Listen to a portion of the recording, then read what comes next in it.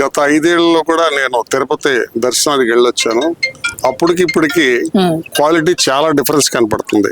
అన్ని రకాలుగా మెయింటెనెన్స్ కానివ్వండి, ఆ భోజనాలు కానివ్వండి, అక్కడ జరిగే దర్శనాల వ్యవహారంలో చాలా ఇదిగా కనపడుతుంది. అంతకుముందు వైసీపీ నాయకులు అడ్డగోలుగా వాళ్ళ మనుషులను పెట్టి టికెట్లు అమ్మిచ్చి రకరకాలుగా వాళ్ళ వరకే దర్శనాలు చేసి సామాన్య మానవుడికి దర్శనం జరిగేది కాదు. ఇవాళ ఆ పరిస్థితి లేదు. ముందు ప్రస్తుతం చంద్రబాబు నాయుడు గారు సామాన్య భక్తులకి దర్శనం ఇవ్వాలని చెప్పి సామాన్య భక్తుడికే దర్శనం ఫస్ట్ ప్రిఫరెన్స్ ఇచ్చి చాలా బాగా జరుగుతుంది ఇప్పుడు. అలాగే లడ్డు కూడా ఇప్పుడు ప్రజెంట్గా నిన్న మా ఫ్యామిలీ వెళ్ళొచ్చారు, మా అబ్బాయి వెళ్ళొచ్చాడు తిరుపతి. అప్పుడు లడ్డూకి ఇప్పుడు లడ్డూకి, ఇదివరకు లడ్డు ఉంటే గట్టిగా ఉండిపోయేది, ఒక రోజుకి రెండో రోజుగా గట్టి పడిపోయేది.